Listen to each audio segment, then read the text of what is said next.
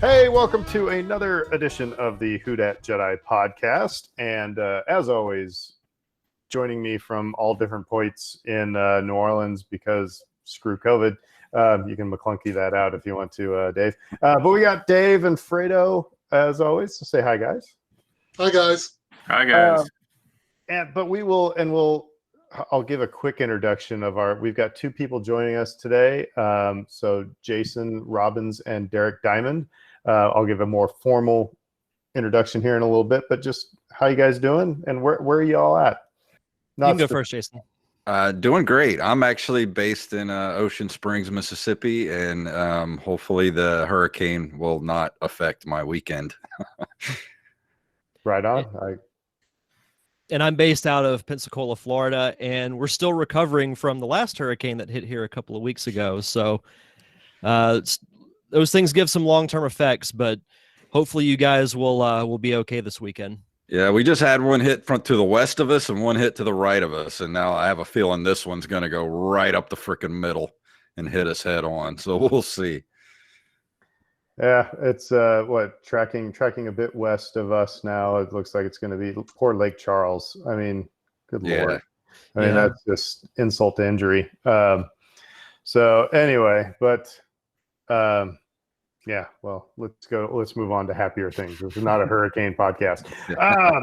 But actually our topic tonight, it's not going to be about Star Wars, which, like I said, is just fine. There are other things to talk about than Star Wars. And when we started this podcast, we wanted to be kind of geeky. I didn't know there was anything to talk about other than Star Wars.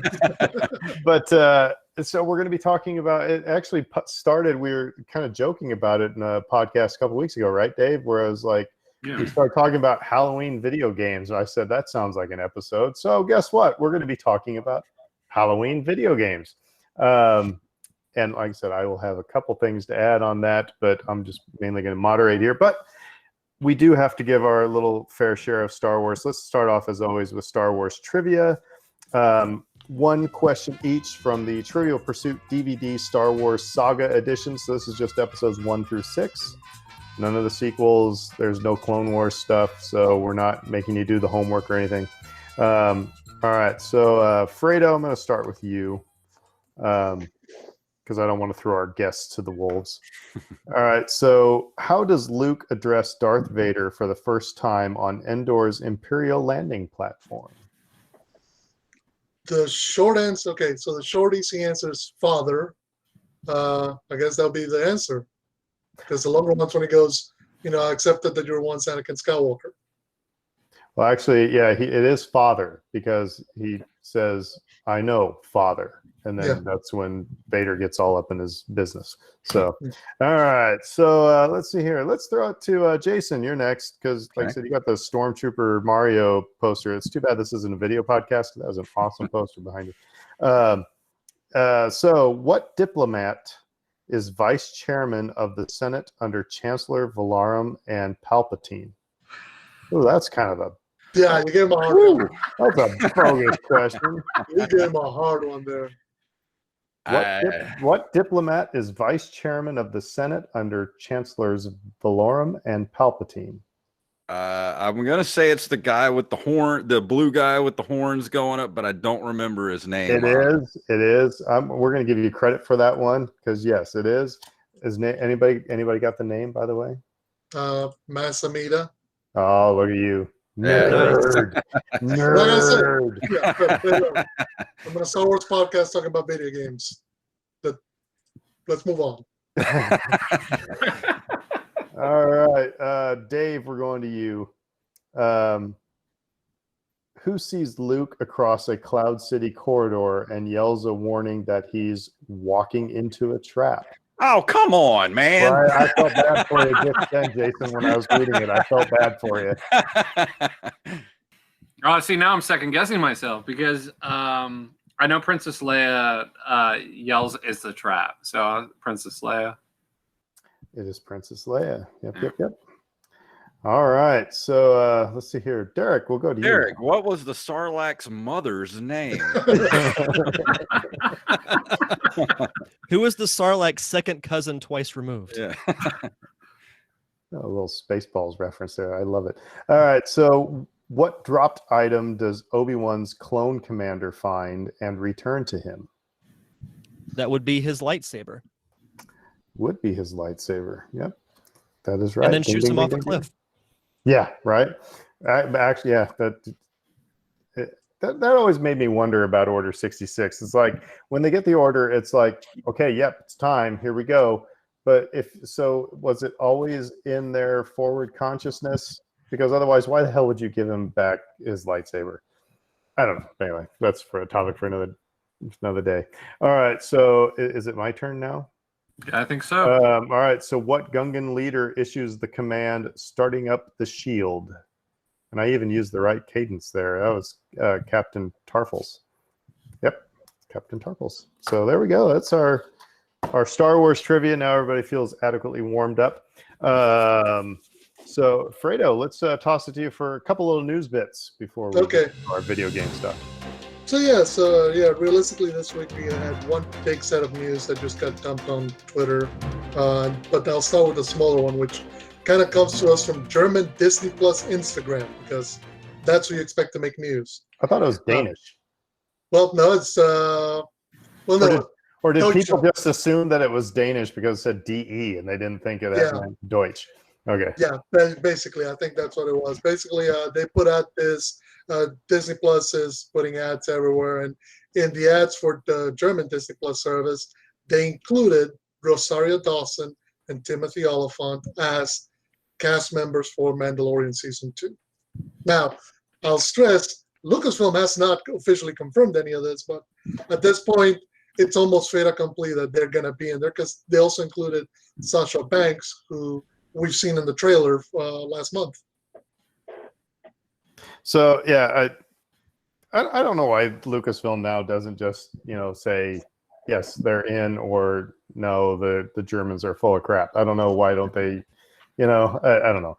Lucasfilm has always been notoriously tight-lipped about stuff, so it doesn't really surprise me.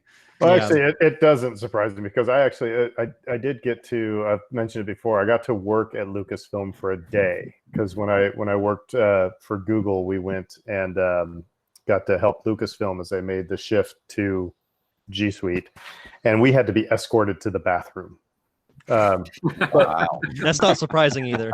Well, but like I said, they were finishing up one of the Avengers movies. They were finishing up Rogue One. They're getting started on Last Jedi, so it was like they didn't need me wandering around the office like Macaulay Culkin or something. So, which I would have done wonderfully. All right, so yeah, but I don't know. I don't know why they don't just say yes, they're in there, but whatever. Walking out with a stormtrooper outfit, like, this is complimentary, right? Yeah. Now, the funny thing is, this week they did confirm who all the writers for all the episodes are, and it's Dave Filoni, it's Jon Favreau, and I think Rick Famuyiwa wrote one episode. So it's like they're willing to confirm the obvious, but not this. Speculation is that Ahsoka is going to come into episode 5, because that's the one that Filoni wrote. Which would make sense. If you go in that order of the writers that they gave. So which they need to, because Ahsoka is probably the most interesting character to come out of the kind of the post sequel prequel, I mean Clone War era stuff, and to see her played by Rosario Dawson, if that's who she is playing, which we pretty much know she is, that's going to be something else if they do it right. And if it's Dave Filoni, I got 100% trust in him to do right by her, because she's the only character I think we haven't seen live action at this point. Yeah. Right. I mean, I'm not sure. Yeah, I put Rex. They retrofit him into Return of the Jedi, so Rex has been in live action. Yeah, that's true. You can say that. Yeah. Yeah, you've seen that in Return of the Jedi. There's an old dude with a white beard who is one of the rebel soldiers, and then later on he's in scout trooper armor, and somehow during the whole Legends and everything, they gave this guy his whole backstory and his name and everything like that. And then after Rebels, then Lucasfilm said, nope, that's Captain Rex. Yeah, they but would with, go, rumble, rumble, rumble. but with the accelerated growth rate of the clones, wouldn't he have been, like 150 years old by that point? Quit talking reason. Quit talking reason. You act like logic matters. Yeah, well. Yeah, I mean that's the whole problem because there was speculation that Captain Rex and Boba Fett could make an appearance in this season, and they would not be the same age at all. Nope. So yeah, that's the problem with that theory. So then the other bit of news that came out, actually, if you remember last week, we talked about Gary Whitta's tweet saying, get ready for some big news this week. Well, the big news was revealed. Basically, they came out with an excerpt out of every one of the 40 stories that are going to be in Empire Strikes Back from a certain point of view. So this is the anthology series. So they've gotten 40 different authors to write 40 different separate stories about elements that are characters or moments from Empire Strikes Back. So Gary Whitta, for example, is writing about Rogue 2, which is the Sev is the character who finds. Yeah. Exactly. You got somebody else writing about General Lossel, taking the story from his point of view before Darth Vader does him, in, so to speak. They have a chapter on Dak Rowter. Remember Rowter? So there's, for those of you who remember when we had Brittany Ann Williams, she's writing from the point of view of L3 as the Millennium Falcon. You remember the scene where Trippier's like, I don't know where your ship learned how to speak or kind of communicate? We all know that that's L337, the droid of Lando from Solo. So she's writing that story. So it's interesting. If you go to Del Rey Star Wars Twitter account, you can see all the excerpts and who's writing what, and I think it's a very interesting thing. Daniel Jose Older has it's a magazine interview with Forlom and Zuckuss, I think. Mm-hmm. Yeah. So that sounds funny as well. Oh yeah, Fable bounty hunting duo Forlom and Zuckuss, and he's so he's writing as the guy writing the story, but he's getting editor's notes. Yeah, I don't know if Jason and Derek, if you knew this, we actually have 3 Star Wars authors in the New Orleans area. Really? We have Brittany Ann Williams, we have Daniel Jose Older, and we found out by talking to Brittany, Claudia Gray. Claudia Gray lives in New Orleans? I didn't know that. Yeah, now nobody did. Now all 20 people who listen to us know. Wow. I thought you were going to say Timothy Zahn there for a minute, too. I was like, oh, please don't tell me Timothy Zahn lives in New Orleans because I'll be stalking his ass. I was about to say, if you say Timothy Zahn, I will be on my way right now. Hurricane B. Right. So that's it for the news for this week. So like I said, not much, but kind of biggish. So is the Admiral Ozzel story, is it going to be entitled Clumsy and Stupid? Well, what's As funny clumsy as he is stupid. Yeah. What's funny is, like in the excerpt goes, oh, he knows that Lord Vader's trying to discipline him with a firm hand, but he knows that he's trying to educate him how to be a better officer. And I'm just like, yeah. Again, it's his point of view. It's his point of view. I wonder if the story's going to end with him going, "Arg." You wouldn't carve "arg." You'd just say it. No, I've got a picture behind me. Because there's another story in this certain point of view. It's from Admiral Piet, and I've got a picture from a con. I got a picture taken with the guys who played Admiral Ozzel and Admiral Piet, and then at a later convention, I had them both sign it. And right before that picture was taken, they were sitting behind me in an auditorium, and they were discussing the fall of the Roman Empire. It was like the most surreal moment I've like, what, really? What? Okay. But nice guys. Well, all right. Well, that's the news, and I am out of here. No. So, like I said, the main topic of tonight's show is Halloween-themed video games. Lots of folks this time of year lean on the spirit of the season, decorating, dressing up. I've been decorating my house, and my neighbors have actually said they like my decorations. But then today I had to take them all down because stupid hurricane. But anyway, I digress. Well, we thought we would play around with the idea of playing spooky video games.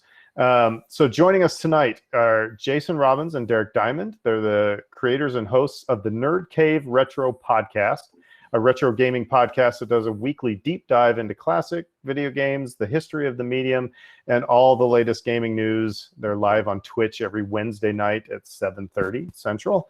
They also have a history in entertainment. Jason does stand-up and is active and wrote an independent film, Monsters Anonymous, while Derek is the writer and director of the independent short film, The Parker Syndrome, and the host of another podcast, The Derek Diamond Experience. You're not related to Dustin Diamond, are you? Unfortunately, no. Oh, darn. Okay. Nice to have you on the show still. Anyway, most relevant for tonight's purposes, though, every October they lean into the spooky/haunted theme with Halloween Horror Month, where they review Halloween-themed games throughout the month. So, guys, welcome to the show. Thanks for joining us tonight. Thank you for having us. Yeah, absolutely. Glad to be here. Before I throw it to Dave, I have a question. So what we talked about the Netflix series High Score. Did you guys watch that series? Oh, of course. What'd you think? Well, just quick kind of. I liked it, but it really bounced around a lot as far as the timeline goes. I mean, it kind of covers a surface area of gaming through the years. But I do have to say, if you really want a good look at retro gaming, there's a really good series on, you can get it on Amazon Prime, and it's called The Video Game Years. And that one is really, really good to watch. It kind of covers from, there's 10 episodes starting from 1980 to 1989. And each episode is an hour long, so they cover everything that happened that year. So they go through it year by year. Cool. Well, you just planned my weekend now. All right. Yeah. I've been meaning to watch that. I haven't watched the Video Game Years yet, but I know, Jason, you've told me nothing but great things about it. And I like that structure a lot better of kind of going through chronological order, at least year by year.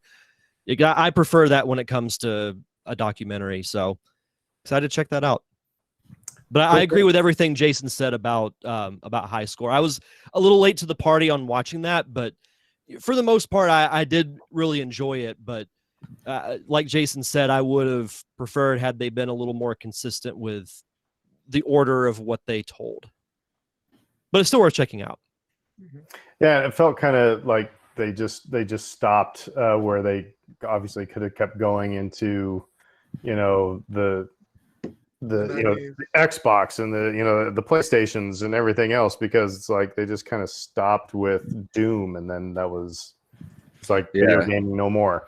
And they covered a lot of stuff that they spent a lot of time talking to, like the guy that was the Sega champion in like 1994 or something, and that's interesting and all, but they spent like an entire episode about that, and it's like, I don't want to hear about that. Like, tell me about the systems and, more like what they did, where they talked about, the head of Sega and how he had to take on, Nintendo and like all their, strategies and stuff. Like, that's the stuff that I want to see, I think it would have been interesting if they had devoted, because they do the same thing of repeating those champions and those contests. If they had put them all together in one episode and kind of called it more the development of esports, kind of showing, okay, here's where the first Pac-Man or whatever contests were occurring, then go to stuff like the Mortal Kombat tournaments, the Nintendo World Championships, and then kind of go forward to today, because it would have given you a better overall, this is where it started, and this is where we're at right now. All right, because go ahead, Jason. I was going to say, they bounce from like that. They're talking about the 1994 Sega Championship, and then they go and talk about, like, they'll cut and talk to, Sierra Online and how that's so, like, what does this have to do with one another? It's just kind of like they just got all this footage and then they just kind of rammed it all together and didn't really have like a solid story from beginning to end. Right. So the tournaments that you're talking about, Fredo, I have to tell you guys, today. I have a Nintendo Switch. Just got it a couple months ago, and I was really so I tried my hand at Mario 35. Yes. Today. No. Yes.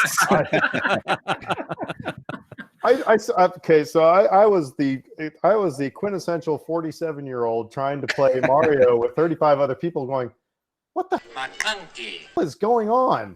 I'm just standing there. I couldn't get him to move. I was like, all right, enough of this. And I was just, and like I said, secret to that game, the Super Mario 35, is not to be the fastest player. It's to get kill as many enemies as you can, get as many coins as you can, because the more enemies you kill, the more time you get to finish the level. And you kill those enemies, and you have your right stick controls who you're going to send it to. If somebody's targeting you, you put it on, like targets or whatever, and that's all the people that are targeting you. So if you kill all those enemies, you kill them, and it sends them back to those people. So you're trying to send all the enemies that you kill to other people to kind of screw them up. All right, so I'll try it again, but I was just like, it was overwhelming at the outset. Just get the fire flower. If you can get, the first mushroom and then get to the first fire flower and just start mowing everything down, and you're golden. Right on. Yeah, see that, and this is the stories that I got the Switch because at the beginning of this whole quarantine pandemic thing, I was like, all right, I need something to do. So I went and revisited my Xbox, and I was like, I'll play Force Unleashed again. And the first thing you do in that is just slaughter a bunch of Wookiees as Darth Vader, and I was just like, no, I can't handle this. I need some Mario. I need something a little bit lighter. So the Switch has helped with that. So I'll kick this off real quick and then send it to Dave. But one of the first things we do with guests who join us is to ask you about your basically your personal Star Wars story. So, like, if you can touch on whatever you want, but what are your earliest Star Wars memories? How'd you get hooked? Do the films mean anything special to you? So, Derek, let's go ahead and start with you.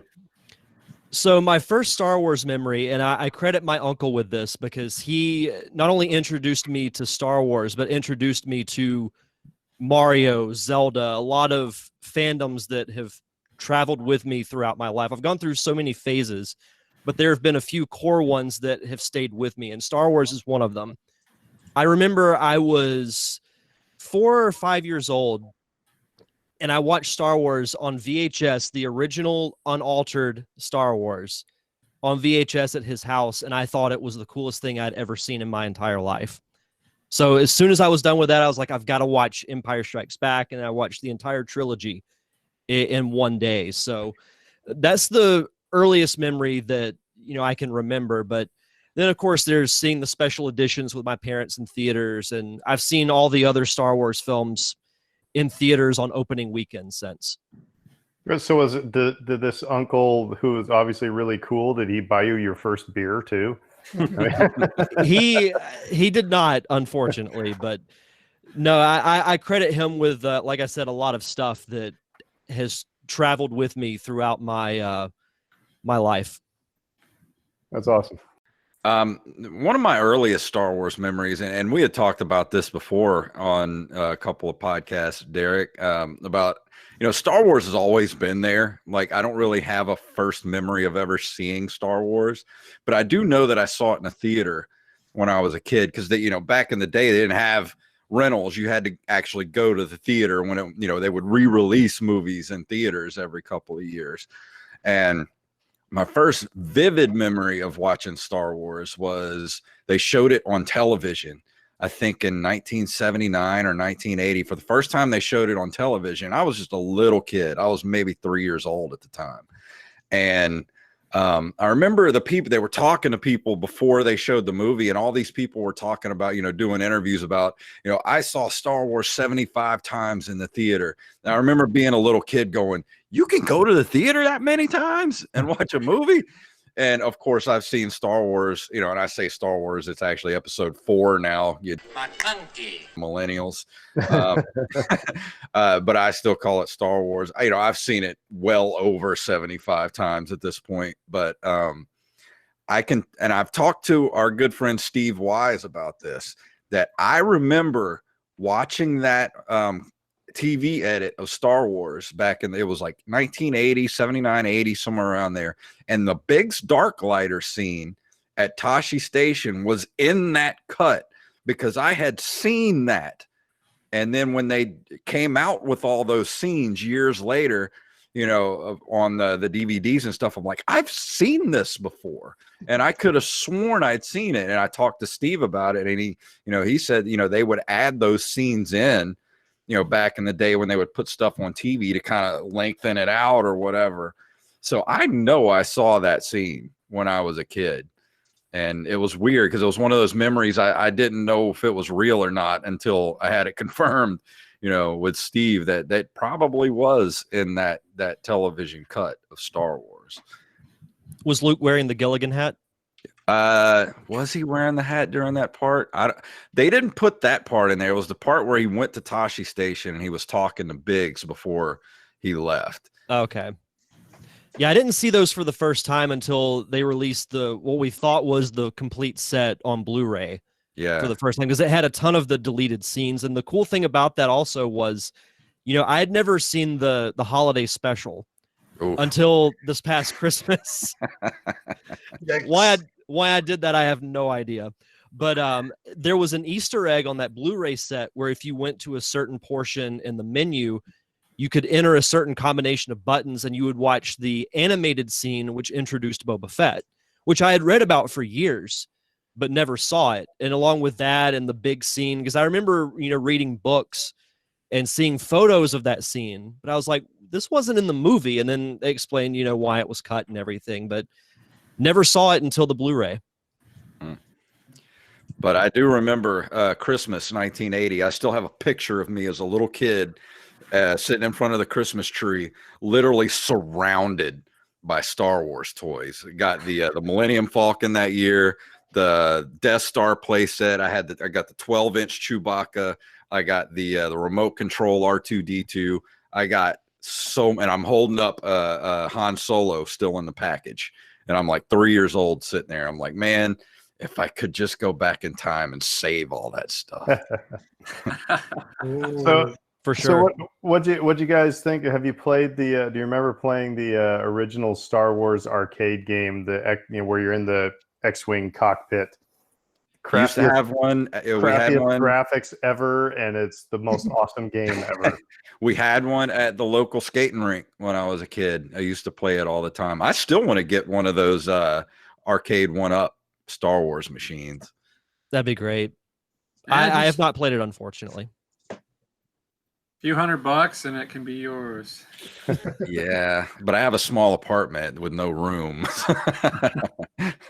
Fair enough. Well, we talked. This is maybe a decent transition because we did a Star Wars video game episode last spring. Do you guys have any personal favorite Star Wars video games?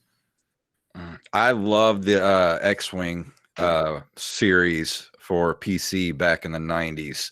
That TIE Fighter, Dark Forces. I love those games, but I don't know if I love the Super Nintendo super games. I love all those. Force. You were talking about Force Unleashed. That game was great. Like I pretty much love anything Star Wars. So if I had to pick a favorite, I don't know if I could. Maybe the KOTOR games. Knights of the Old Republic 2 was probably one of my favorite games. Like I hope, I pray they make a TV series or a trilogy of movies out of KOTOR. Like that storyline, the Darth Revan stuff. That stuff was just, man, that stuff was so good. You could just print the money. Yeah, take all my money. Yeah, all of it. For me, you mentioned a lot of great Star Wars games. I also have to throw in Shadows of the Empire for the N64. Was a lot of fun. probably the one, and I might say this just because of the sheer amount of time that I put into it, and I might get laughed at for this, but Lego Star Wars: The Complete Saga. I put so much time into it. It is still to this day the only Xbox game that I ever got every single achievement on, because I just played that game so much, because those Lego games are so addicting. Like, there's not a ton of thought that have to go into them. You just jump in and just like watching the characters, you know, like even when you die, it's hilarious because it's just little Legos breaking apart and everything. But no, I like Jason, you put Star Wars onto a video game, chances are I'm going to play it. I think we could probably get a consensus of all 5 of us. How about the worst Star Wars game? Episode 1 for PlayStation. Actually, I played that for the PC, and I remember having such a hard time with the controls. Yeah, but I couldn't figure it out at all. I got so lost in that game. I can't believe we're not going back to, I was going to say, The Empire Strikes Back on the Atari. That was an awful game. It was just a continual battle of Hoth. It was like, I thought you were gonna say there's something like Masters of Terrascasi for the PlayStation. Ooh, that was pretty. The fighting video game, which was had Darth Vader going up against Han Solo with a blaster. I'm like, you've seen that in the movie. It doesn't work well.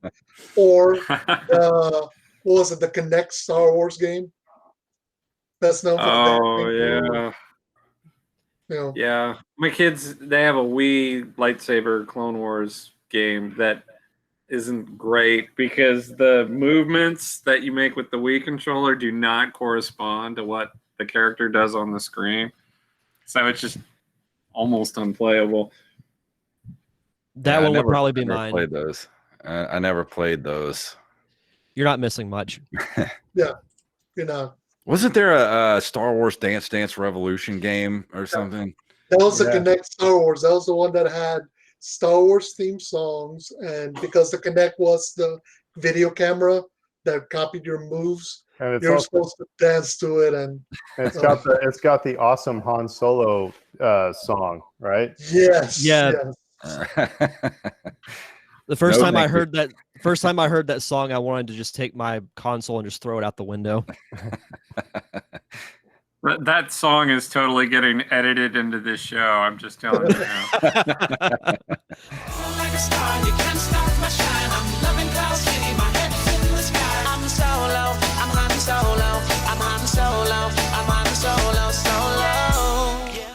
But yeah, so no, great. I love getting y'all's feedback on that.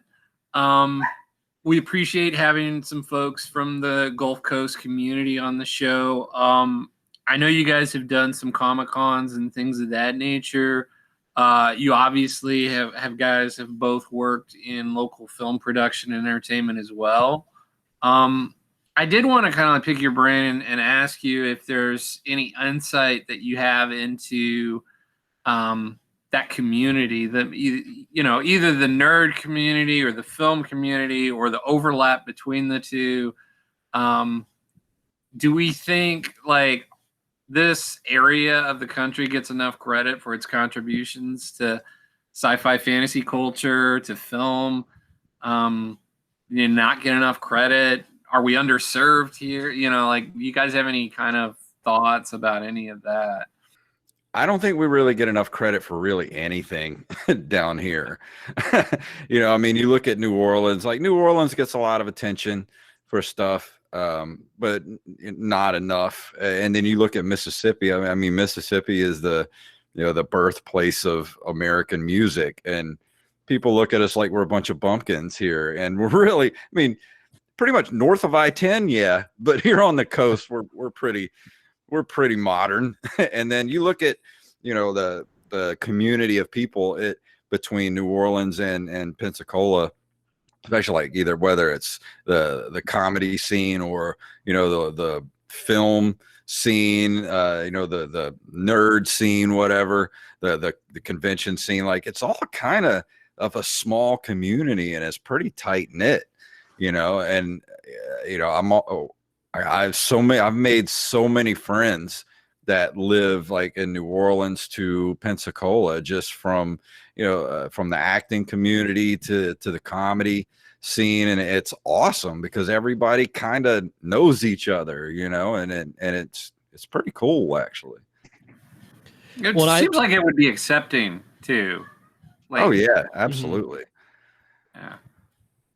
Yeah, I was just going to throw out there real quick. I think a true measure of just the sheer amount of fandom that we have, especially here in Pensacola, is Pensacon, which happens every February for those who aren't from the area. But every year it has grown exponentially to the fact that it's outgrown its original venue, and it has to use the Pensacola Little Theater, the Rex Theater, other venues downtown. So it's not just a convention held in a hockey arena. It truly takes over downtown, and other venues will get into the spirit of Pensacon because we have this restaurant here called the Fish House, and they deck out their restaurant in Harry Potter attire every year for Pensacon. And you have other restaurants that will do the same thing. Like you'll have ones that theme it after Star Wars, Star Trek, Nintendo. So it's cool seeing not just people go to a hockey arena and get autographs, but the whole town embraces it. And I think that speaks volumes to the community. Yeah. I mean, I've been going since the first year, and to watch it grow into what it has. I mean, it has literally taken over the entire city of Pensacola. The downtown area is nothing but, everywhere you go, it's Pensacon something going on somewhere. So if you're looking for probably the most underrated con in America, it's Pensacon. Like, that whole city is just, it's great. There's something going on everywhere, every minute of the day for 3 solid days. It's impossible for you to do everything because every year there's always 3 or 4 things where I'm like, man, I wish I could have gotten to do that. But it's just, there's so much going on. You just don't have the time. Yeah, I think that's just one of those things that maybe has flown under some people's radars, that Pensacon has gotten as big as it has. So I really appreciate that you guys would speak to that on the show, because I know some of our audience is in New Orleans. They're probably used to going to, we have our con every January, but it's pretty much just in the convention center, and it's pretty much the same thing every year. And it's worth the drive. If any of your listeners want to go to Pensacon, get your tickets early, get your, you got Airbnbs, and hotel prices are relatively reasonable. Last year, I think I rented a hotel just right off of the interstate. It was about a mile away from the convention center. It's not a long drive, and I think I paid $99 for the whole weekend. It's not that expensive to stay over there. So it's a really good, save up a couple $100 and go to Pensacon, and you will not be disappointed. And there looks like for 2021, there are some Star Wars guests. So they've got somebody from a couple people from the Mandalorian. Actually, looks like 3. Then there's several from Star Wars. So didn't they have Jeremy Bullock? Was it last year or year before? It was pretty recent. It might have been 2 or 3 years ago. But the cool thing about Pensacon is they're not geared towards just one specific fandom. If you're a Star Wars fan, there will be someone there. If you're a Star Trek fan, someone's there. They even have wrestlers that are there, which I personally find really cool. So they have something for everyone, which is one of the reasons why I think they've been as successful as they have. Of course, this is all COVID dependent. Yeah. But Dave, it's Florida. With all due respect to Derek here, it's Florida. So COVID, yeah. What's COVID? It's not around here. Yeah, it's just pneumonia over there. I forgot. But going back to the guests at Pensacon, there's so many cool people to meet there. Like the year before, I met the guy that played the original creature from the Black Lagoon. Like, just people like that you get to meet, and you're like, holy crap! We met Charles Martinet. That's who I got to sign my poster back there. Derek has the same poster signed by him too. I went to a convention. It was a small little convention in Omaha, Nebraska, and I bought like the VIP package because it allowed, there was like got to basically have kind of a mixer with like a lot of the guests. So I split, I shared a beer with the guy who played Logray. I sat down at a table and had a conversation. My brother-in-law and I did with a guy. I want to think he was the original Leatherface. Wow. Mm-hmm. Yeah, I mean, it was like, so just all these. Yeah, it's the cons are a lot of fun. A lot of the guests really get into them as well.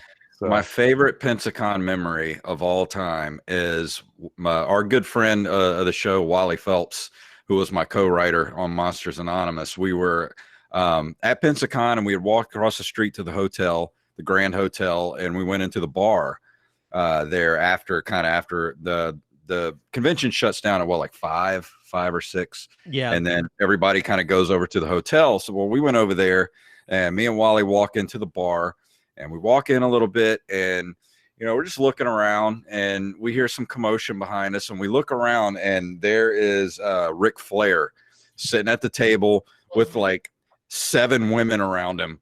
And Wally just looks at me and goes, "Woo!" I might actually get my wife to go to this one because I'm seeing guests. There's 2 from the Agents of S.H.I.E.L.D. It's going to be Mac and Yo-Yo, and those were 2 of our favorite characters on that. We just binged watched all of Agents of S.H.I.E.L.D. About a month ago. But anyway, I digress. So now that sounds like fun. Cool. There's somebody there for everybody to meet. Whatever your fandom is, they probably got somebody there you're going to want to meet. Well, cool enough. So if you guys are great with it, why don't we transition to our main topic, which let's do it. Sure.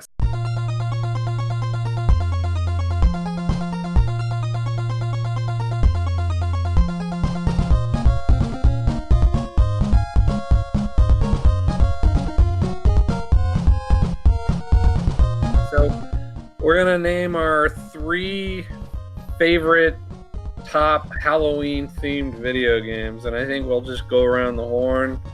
I'm going to start because I only have one.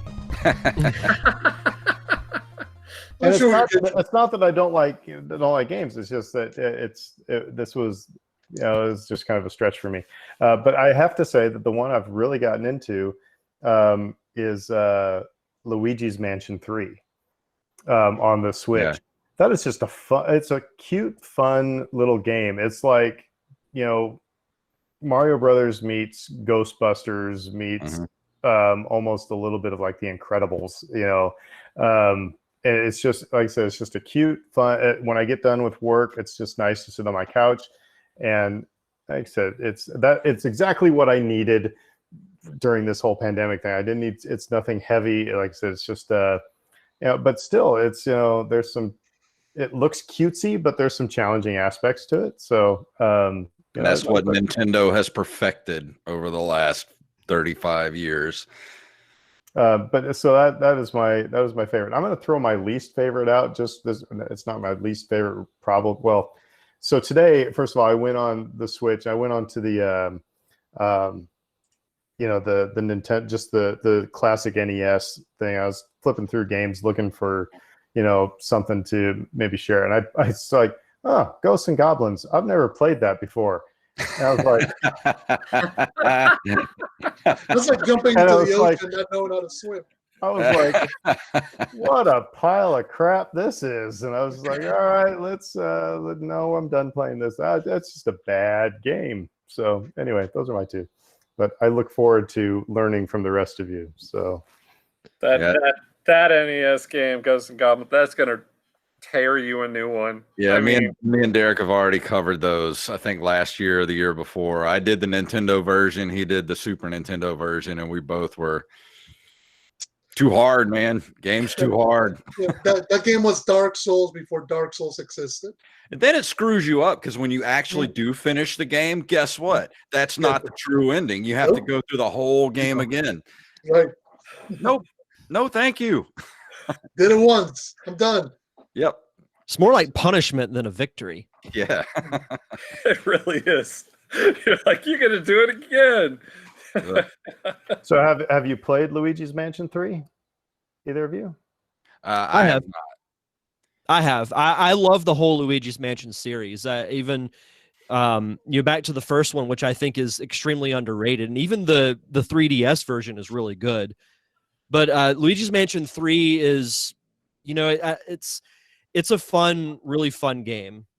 I love that franchise. Like you said, it's Mario Brothers meets Ghostbusters, which I think is actually a surprisingly good marriage. And I was glad that they gave Luigi a spotlight, and he is in a series that stands out above. Like, it's not just a typical Mario game. It's actually something with a cool little element to it. Yeah, I would agree. It's just been, like I said, it's a nice little decompress. Don't have to put too much thought into anything, but after work. So cool. All right. Well, I guess Derek, let's start with you. Well, I kind of gave one of mine away, but it is the original Luigi's Mansion for the GameCube. I remember when this game came out, a lot of people gave it more hate than I felt like it deserved, because I remember playing it and I was like, this is actually kind of a cool new avenue in the Mario universe, because you can look at other Mario games and they add new elements that actually work rather than just the straight up platformer game. My one gripe is that it is way too short. If I sit down and play it, I can beat it in a couple of hours and it's just done. But I think it opened the door to the sequels, which I think all in all are probably better games, but I've got a lot of fun memories with Luigi's Mansion. Cool. Jason? My number 3 is going to be Zombies Ate My Neighbors for the Super Nintendo. Derek just reviewed the sequel on this week's episode of Nerd Cave Retro. What was it called? Ghoul Patrol? And I didn't even know it existed until you were reviewing it for this week.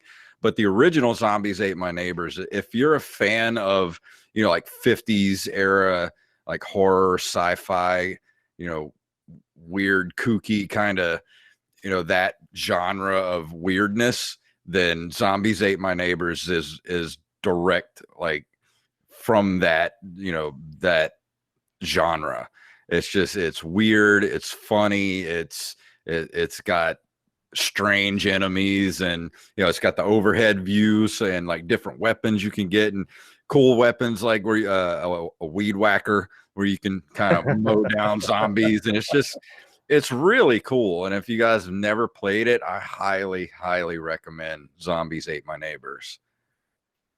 Fredo? So I'm going to start off with Left 4 Dead. Actually, the Left 4 Dead series. I played. This was coming from Valve, the people who brought you Steam and everything else. But back when they used to make video games, hashtag Half-Life 3. Anyway, but no, there was this game where you could either play solo or with 4 friends, and the idea is you're in the middle of the zombie apocalypse and you're trying to get away. And I played Left 4 Dead 2 first because they had a whole level set up in New Orleans. You actually fight your way through the French Quarter to try to get to the river where you can get a boat or a helicopter to get you to escape. So, but it was just a fun time. You can get, like, if you play with other people, they would have moments where you could just, again, shotguns and blasts and trying to get through the zombie horde. And then there's moments where you're trying to go real quiet because there might be one of the witches around. And basically it was this character that she made this gigantic scream would bring the entire zombie apocalypse upon your doorstep. So that was a fun game. Dave? I'm going to go with, for my third one, Doom. Just, there's nothing quite like destroying zombies and creatures and blowing them away with shotguns and chainsaws and all that fun gore. You may not think of it as a typical Halloween horror game, but it definitely had a lot of those elements in it. And it just holds up. It's one of those games. It was an important game, but you can pop it in and destroy some people for a little while and still have fun with it even today. So I've actually been thinking about streaming the Super Nintendo port of that game on Twitch, because I know that the guy that built the engine for that game is the one who built programmed the Super Nintendo port for that game.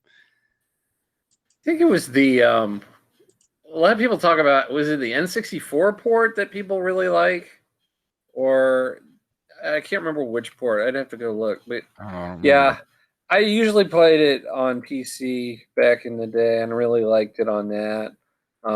So I mostly stayed away from the ports at the time, but I had a computer class when I remember I was in 11th grade, computer programming class. And if we got done with our work early in class, it was a mad dash to see who could get done with their work first. And we would go, and she had this little, little tray of the 3.5-inch floppy disks at the front of the classroom. And it was a fight to who could get Doom first or Wolfenstein. Oh, how teaching has changed. Yeah, we would. Yeah, so we played Doom for the rest of the class period. I think Doom has been frowned upon since about 1996 now. So yeah. You know what I'll say about that though too, which is really part of the reason I'm so attached to that game and I love it to this day, is my dad exposed me to that game. Of all people, like he didn't want to buy a console back in the day. It's like, why? You can play games on the computer, and they were never as good as what you could play on the Nintendo or the Super Nintendo. So it was like pulling teeth to convince him to let me get a console at some point. And then out of the blue, he introduces me to Doom. And I'm like, this is pretty violent, but okay, let's go for it. Look, I remember, I remember being in high school senior year, so this was 95, and somebody had found a way to put Doom, the video game, in their TI-85 graphing calculator. Yeah. So they have programmed it so they could take it on the go, and they could just pop it out, and they'd just be playing it kind of like a Game Boy back in those days, or like how everybody plays online on their phones now. And it was like, wow. It blew my mind at that moment. Of course, black and white, but it didn't matter. You're still playing Doom. Somebody literally, it was about 2 or 3 weeks ago, literally figured out how to play Doom on a pregnancy test. I'm not kidding. You can look this up. Like the little LED screen on the pregnancy test, somebody figured out how to play Doom on. I don't know how they did it, but I heard about this on, I think, the Completely Unnecessary podcast. They were talking about it. I was like, that is weird. Like, that just goes to prove, during this whole lockdown, people have way too much time on their hands. Yep. Derek, what's number 2 on your list? So it would be Zombies Ate My Neighbors, but since Jason took that one, I'm actually going to go with its sequel, the game that I reviewed this week on Nerd Cave Retro, and that is Ghoul Patrol. Plays very similar to Zombies Ate My Neighbors. If you jump in and you've played the first one, you're not missing anything out. Like, it plays exactly the same. It adds a few cool details that make it a little bit easier in a way. So like when you're on your screen and you're trying to rescue all the victims and everything, it actually lets you know how many you have left before you can move on to the next area. The music's really good. It's easy to just jump in and play. And I got sucked in when I was playing it, leading up to my review of it. And it's just so much fun. Again, like I mentioned with Lego Star Wars, it's one that you don't have to put a ton of thought into. You can just jump in. You can easily figure out how to play it. Music's great. The graphics are really good for the Super Nintendo era. They've got some cool looking characters and bosses. It's just an overall really, really fun game. See, I wish they would put those on Nintendo Switch Online, Zombies Ate My Neighbors and Ghoul Patrol, because I think that would be fantastic to be able to play 2-player, online with a friend. Like me and you could just hop on and play Zombies Ate My Neighbors over, on Nintendo Switch Online. I mean, it'd be perfect for that. Come on, Nintendo, you're killing me. Now would be the perfect time to do it because it's October. Yeah, absolutely. Jason, what's number 2 on your list? Number 2 is Castlevania, the original Castlevania for the NES.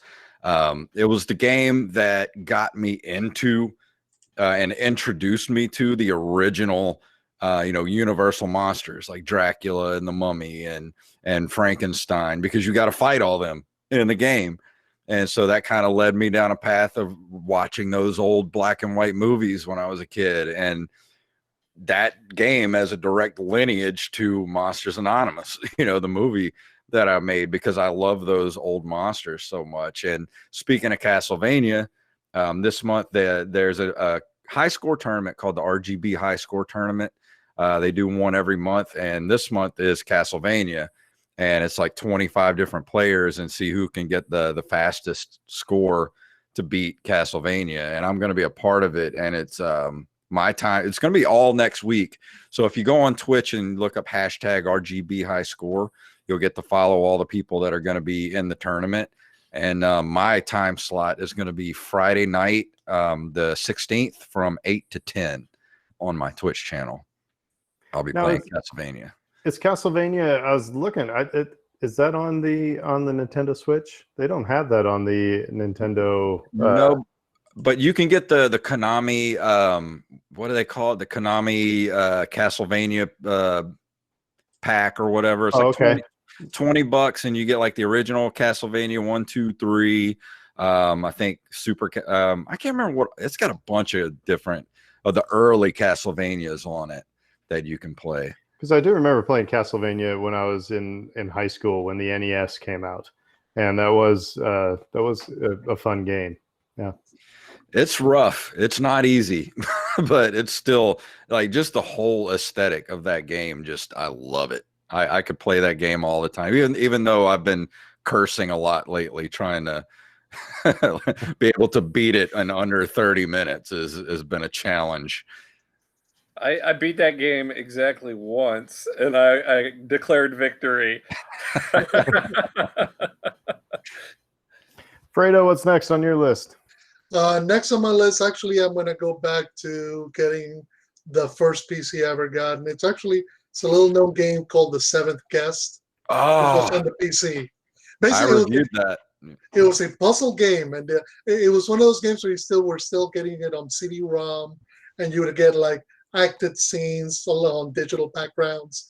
But the whole idea behind it was there was this party at this creepy guy's mansion that nobody ever came out of, and you're trying to solve the puzzle of who the seventh guest is because it's only 6. And look, I always remember that second puzzle, the one with the cans, trying to spell stuff out, and that would kill me. It took me like a whole day to figure it out. But it was very straightforward, but it was all very much creepy music, stuff banging, like audio stuff banging, and all very much a Halloween motif. And it was just like I go back and like I'll watch somebody like doing a Let's Play on YouTube of it, and I'm just laughing about it now because back then I was like, oh my God, you can play a video game on a computer. So it was amazing back then. The cool thing about that game is it came with the actual soundtrack disc. And I was that weird kid in high school that I would drive around listening to the soundtrack of that game. I mean, it was perfect. It was great atmosphere. It's one of those things that, you realize you can do a lot with just setting up the mood and the music and the atmosphere. Mm-hmm. And it can suck you right in. And I love that for it.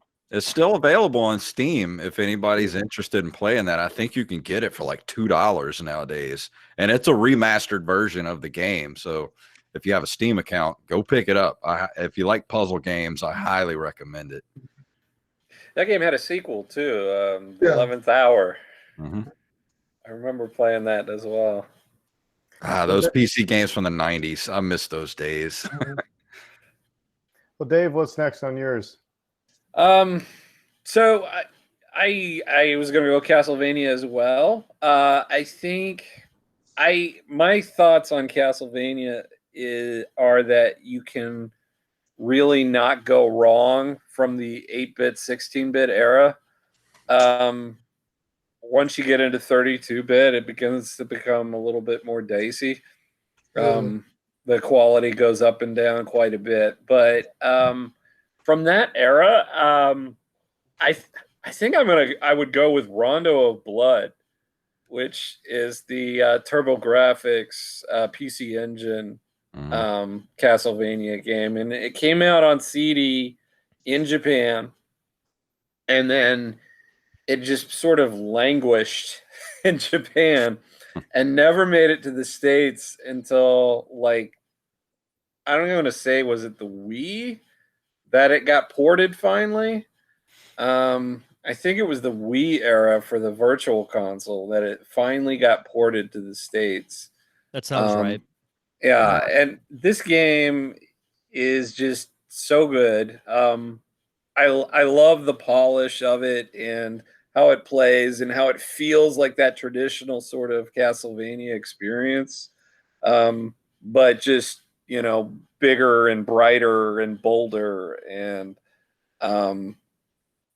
it's just, I think I would encourage everybody to check it out if you have the means. It's on the TurboGrafx 16 Mini now. It's been ported a few different places. I think it's on one of the anniversary collections that came out like a year or two ago. I think it is on that Konami anniversary collection. That's one of the ones that's on it.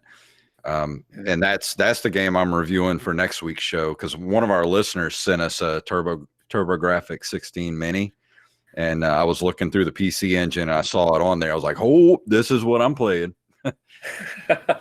Yeah, no, and I you know, it's one of those games that, like, I had a TurboGrafx 16 when I was a kid. I did not have the means to import a game and figure out how to make it work and all this, and, you know, hope for the best and use my parents' credit card to do all this. So it was just a non-starter. So that was just one of those games that I had to wait and wait and wait to play. And for me, it lived up to all that waiting. So Derek, is this going to be your number one Halloween game? All right. So what is your favorite Halloween game?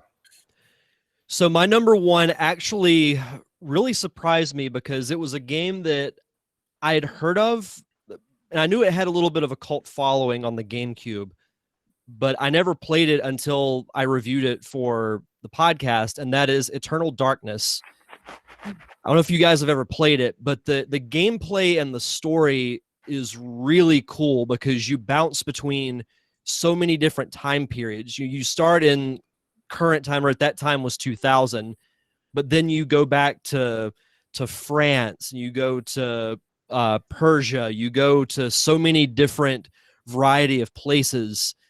And the cool mechanic is, when you're fighting the undead, the longer you fight them, the more insane your character becomes. So things like, you know, your screen will flicker on and off. The controls will be all jacked up. You'll get a game over screen when the game's not really over. So little things like that. Like, I just loved the design of the game. I thought the story was great. It reminded me of like an old school, like, horror anthology film.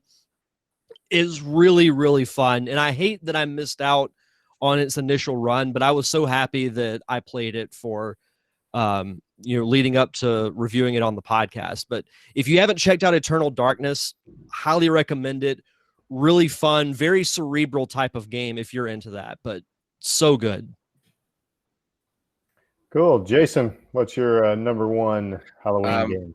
My number one, if you'd have asked me 2 years ago, I would have said, you know, the original PlayStation 2 N64 version of Resident Evil 2. Because I had it for the Nintendo 64, and that was my favorite game. To this day, it's still one of my favorite games of all time. But then they did the remaster remake last year, or, you know, was it last year? It was last year, yeah. Early last year. It was February last year they released it. Holy crap, they made that game everything I could have asked for. You know, they fixed the original, the tank controls that were, you know, and the harsh camera angles and all that's gone. They went to the over the shoulder, you know, locked third person position, and everything that you remember from the original game is still there, but they've added so much more. And I cannot recommend that game enough. And it still does the same thing where you play through, you can either play as oh crap, what's his name? Leon. Yeah, Leon or Claire. And you know what, it's still like what you do in one game affects the other. So, you know, it's such a cool concept, and I wish they still did that in video games where you can play 2 different campaigns of the same story, and what you do in one story affects the other. You know, I wish they would do more of that type of stuff, and that was the kind of the first game to do that, and I think really the only game ever since to do that. But the remake is so good, and if you guys haven't played it, you're missing out on one of the best video games of all time. I still remember trying to play that game on the PlayStation, the original PlayStation, and where you had to turn by pressing on the buttons up at the top. Yeah. I died so many times at the start of that game when you're surrounded by, you know, you finally get off the cutscene, you finally got in control, and the zombies are just upon you. You're like, come on, really? Because I did a review of the original N64 version, and I used to love that game back in the day. I mean, I must have played through both of those campaigns at least 20 times. And then I hadn't played it in, 18 years or so, and went back and played it with that original N64 controller and those tank controls and the bad camera angles. And I was like, man, this game is broken.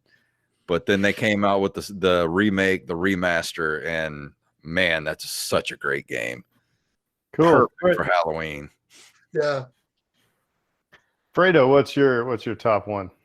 Well, it's gonna sound like cheating to include Castlevania again, but I'm cheating because I'm going Symphony of the Night. Oh, which, if you have not played it, is amazing. I mean, you cannot look. You look at the original Castlevania and you look at Symphony of the Night, and it's like a leap forward in terms of everything. It's like they took everything to learn from Rondo of Blood and the SNES, and they amp up the speed. The color palette is just beautiful. All the villains are still there, so it's still very much Castlevania, but it's just so much more in it. I love the idea of, okay, you beat the castle, and then it flips to night, and now you're flipping it around, and you have to do the castle upside down again. So, that was one of those things that I always found innovative at the time. Like, oh my God, I can't believe nobody thought of this before. And the only sad thing about it is it became so copied and pasted by Konami afterwards. They were like, oh, this was so great. Let's do it again. Let's do it again. They really, kill themselves until they had to go back to the drawing board. That's just such a great game. And like you said, the dynamic of how do you think the game's over and it's not. In Ghouls and Ghosts, that's pulling your teeth out. But in a game that you're actually enjoying already, it's a joy. You're like, oh, good, I get to keep playing this. And Symphony of the Night's one of those games. I wish that Konami would come out with a new Castlevania game, but do it in the style of Devil May Cry with that kind of combat system. Right. Ooh, I'd be so into that.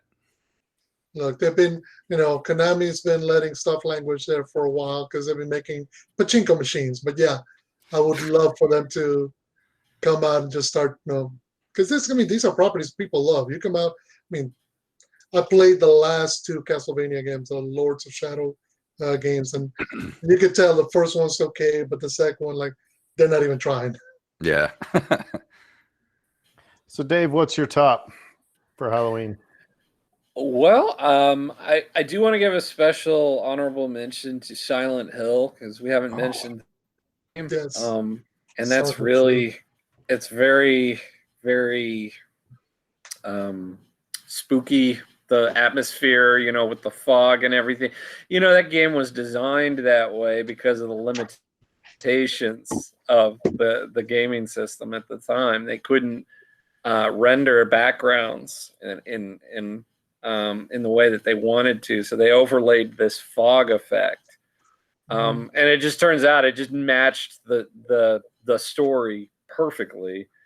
But yeah, I'd say honorable mention Silent Hills, but I'm gonna stay in the Metroidvania category and go with Super Metroid as my top entry. And again, is it is it strictly Halloween? I mean, if you think about the space horror elements of a game like this, it's very much like Alien. It's like you're playing Alien. You're wandering around these abandoned corridors that have been infested with these creatures that are trying to kill you. Well, that's the wonderful thing about those original Metroid games, like original Metroid and Super Metroid, is they were perfect at making you feel like you were alone on an alien planet, Yeah, I just love it so much. And like I think like you can't really overstate like how they just nailed the design of those games either, because it's just, I need this item to get, to jump over lava pits or what have you. And it's like, oh, wait, now I have this item. I need to circle all the way back to this other section of the game. I bet there's something over there. Oh, there is something over there, and it really, they call it Metroidvania, that style of exploration game nowadays. But it was really Metroid and Super Metroid that really pioneered that. And if you want to get spooked out and creeped out and have just an amazing gaming experience, I'd say Super Metroid is a great choice. So 2 things right quick, as you're mentioning playing an Alien game. Alien Isolation, I don't know if you ever played it. Came out recently. Basically it is like you're in your own alien movie. It's you versus the alien, and just go to YouTube, check out people playing it, because people get freaked out. They designed the xenomorph to be kind of procedurally generated, but done in such a way that you never know where it is, and it triggers, like when it jumps out of nowhere and it catches people, it just flips people out. The other thing I was going to mention, because you mentioned Silent Hill, I don't know if anybody ever played PT. PT was a playable trailer that got released for about half a year when Guillermo del Toro and Norman Reedus were going to be working with Hideo Kojima to make Silent Hills. And basically the whole idea is you're just going down this corridor, and then spooky stuff happens. Check out people playing PT on YouTube, because it is a fun experience just watching people freak out. What was interesting about it is when Hideo Kojima gets fired by Konami, they pulled PT free, because it was a free trailer, from all the video game stores. So now people who downloaded it to their PlayStation are able to sell it for like 3 times the price. Wow. Because it's the only way you can play it. You can't download it anywhere. You cannot, go buy a disc from it anywhere. It was designed to be a playable trailer, but it is creepy, and atmosphere and sound, and it's just really well done. But it's hilarious. Just go to YouTube, click play PT, and people playing. You see people freaking out. It's fun. You mentioned Silent Hill. I wanted to say Silent Hill games, but I played Silent Hill 2 for the PlayStation 2. I had to stop playing it after a couple of days because it was literally giving me nightmares playing that game. I had to stop playing it. I love the movie, though, the first Silent Hill movie. Right. Probably one of the best video game movie adaptations there is. The second one, terrible, but the first one was really good. And that's a really good movie. So I'm calling an audible here just real quick, because it's not a Halloween reference, but we are a Star Wars podcast, and it is October, and what was released not too long ago. Jason, Derek, what are your have you played Squadrons, first of all, or what have you been hearing? Because we're kind of getting some mixed reviews on this game. I don't know, what are your thoughts on that so far? Or what have you been hearing about Star Wars Squadrons? I've kind of been hearing the same things. Like, there's people that you're either going to like it or you're going to hate it, but you're not going to love it. Like, it's kind of like what people want, it's not giving you. And that's the biggest complaint I've heard, is like people want to be able to, lock your S-foils in attack position, but you can't do that. you want to be able to hit a button to go to hyperspace or something, but you can't do that. Like, it's kind of very limited, and they say it's an enjoyable game, but and from people that I trust that I listen to for, you know, different video game podcasts I listen to, they mostly say if you like Star Wars and you like, you know, the kind of the dogfighting games, like I love the Rogue Squadron games for the GameCube.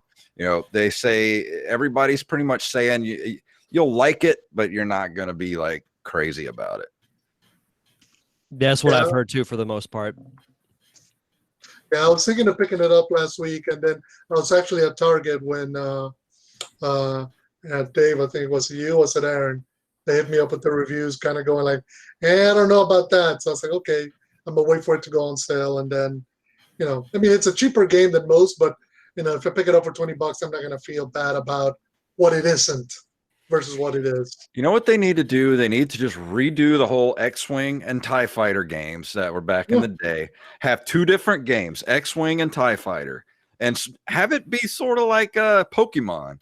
You know, like if you want to play TIE Fighters, you get this game. If you want to play, you know, X-Wings, get this game. But you can play together and sort of like a, you know, like a what's the genre called now? The battle royale kind of mode. Like that would be awesome to me. But have all the things you want to have in it, like the S foils, and like be able to, you know, upgrade and customize your X-Wing or your TIE Fighter. Like I think that type of game environment would be absolutely awesome. But they don't want to give me money to think up ideas like that. So. Yeah, Wasn't expecting you to make a Pokemon reference on the show. But wouldn't that be awesome though? Like you just like you could do like you have like a bounty hunters like expansion pack where you get like what's Mando's ship called? You could get that. You could get Razor Slave Crest. One. Yeah, the Razor Crest. You could get Dash Rendar's Was it the Outrider? the Yeah, Outrider. Outrider. Like, you could get all those ships. Like there's so much you could do with that genre, but it's like nobody wants to make money these days. Like you did that, take all my money. Yeah, because it'd be interesting, because if you factor in characters like bounty hunters, all of a sudden they can't blow up the ship. They have to capture you. So it'd be more about, you know, lowering your shields, tractor beams, getting you captured in order to get the bounty. So it's a different gameplay style that you have to adopt, as opposed to just being an X-Wing pilot and just blowing up TIE fighters out of the sky. Yeah. Oh, that would be so cool. I don't know, imagine like they give you the Millennium Falcon and you got to break through a blockade, like an Imperial blockade. You know, there's the whole mode of, okay, we're all going to run. Let's see who can get away from it. And what would be cool is if you do get the Millennium Falcon, it could be you and two of your friends, like one of you pilots and the other two are, you know, controlling the top turret and the bottom turret. Mm-hmm.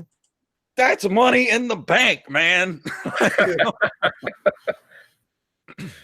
Smugglers Run, the video game. That's right. Yeah, since nobody can go to Disney World now. Yeah, that's right. Well, I guess you can, but yeah, because COVID doesn't exist in Florida like we just discussed here. Sorry, Derek. Okay, so let's go back to Halloween just real quick before we wrap up. Any other honorable mentions? Dave already gave out some honorable mentions, and he's big on honorable mentions because he can't choose his favorite. He has to give, so, you know. But anybody else have any honorable mentions they want to throw out? I'll throw one out there. There's some games that I got on Steam called Outlast. Mm-hmm. Have you heard of those games? They are nightmare inducing, especially if you play it in the dark by yourself, because they take place in a mental asylum and you don't have a weapon. So the only thing you can do is run. You're just trying to figure out what's going on to progress the story.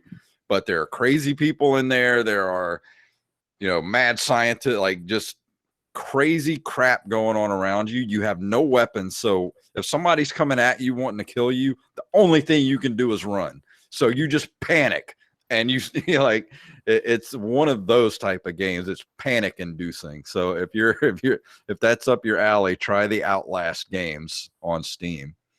I was going to mention right quick because we talked about Resident Evil, Parasite Eve. I don't know if anybody ever played that on the original PlayStation, which actually was their first M-rated game. I didn't realize that. Well, I was in college, and it's the idea.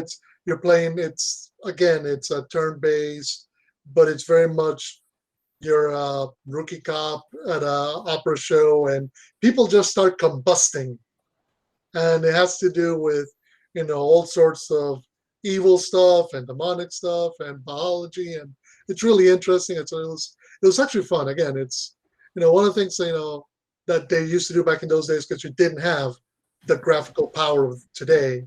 They really poured it into the story and into putting in a setting where you felt like you had just enough power to be able to overcome stuff. But we're gonna give you a big ugly tentacle monster too. Gotta love good tentacle monsters. Oh yeah. I'll throw out there a game that Jason actually introduced me to, Bloodstained, Curse of the Moon. Oh yeah. God, why did I forget about Bloodstained? Holy crap. It's extremely inspired by Castlevania. It's available for the Switch.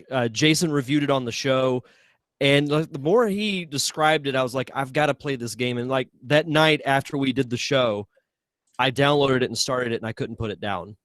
It's really good. If you like Castlevania, go check it out.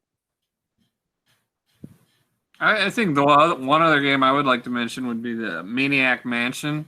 Yes.